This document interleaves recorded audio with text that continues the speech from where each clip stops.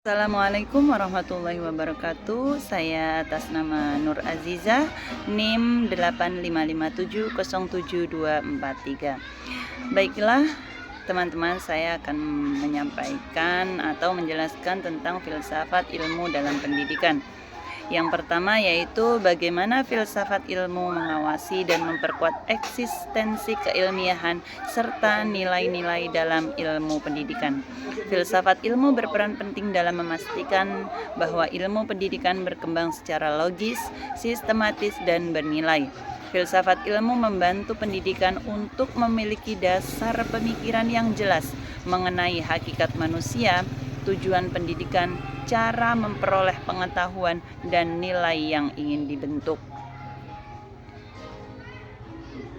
Nomor 2, bagaimana pendidikan yang bermakna dan bernilai turut memperkuat perkembangan filsafat ilmu. Pendidikan yang bermakna akan melahirkan pengalaman pemikiran dan refleksi baru tentang manusia dan kehidupan. Hal tersebut mendorong untuk berkembangnya filsafat ilmu. Hubungannya, pendidikan menghasilkan praktik nyata yang dapat dikaji secara filosofis. Masalah pendidikan memunculkan pertanyaan baru tentang cara belajar, tujuan pendidikan, perkembangan teknologi, moralitas, dan kemanusiaan. Contohnya, perkembangan teknologi digital dalam pembelajaran memunculkan kajian filsafat tentang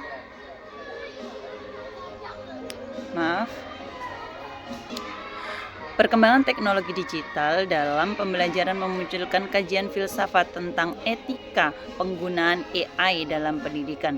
Pendidikan inklusif memunculkan pemikiran filosofis tentang kesetaraan hak belajar. Dengan demikian, praktik pendidikan yang berkembang akan terus memperkaya kajian filsafat ilmu. 3. Mengapa filsafat ilmu disebut sebagai pisau analisis kehidupan? Filsafat ilmu disebut pisau analisis karena digunakan mengkaji masalah pendidikan secara mendalam melalui 3 landasan. Yang pertama yaitu ontologi atau hakikat. Ontologi membahas apa hakikat pendidikan, apa hakikat peserta didik, dan apa hakikat belajar. Contoh, dalam pendidikan anak usia dini, ontologi memandang anak sebagai individu unik yang berkembang melalui bermain. Epistemologi atau cara memperoleh pengetahuan. Epistemologi membahas bagaimana proses belajar terjadi, bagaimana pengetahuan diperoleh, dan bagaimana metode apa yang tepat digunakan.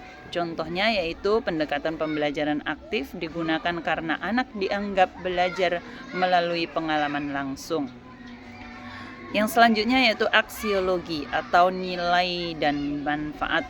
Aksiologi membahas untuk apa pendidikan dilakukan, nilai apa yang harus dikembangkan, apa manfaat ilmu bagi manusia. Contohnya yaitu pendidikan karakter diterapkan agar ilmu tidak hanya menghasilkan siswa pintar, tetapi juga yang berakhlak mulia. Yang selanjutnya yaitu contoh konkret penerapan filsafat ilmu dalam praktik pendidikan. Yang pertama dalam kebijakan pendidikan, contohnya kebijakan Merdeka Belajar didasarkan pada pemikiran filsafat humanisme yang menempatkan peserta didik sebagai subjek utama pembelajaran.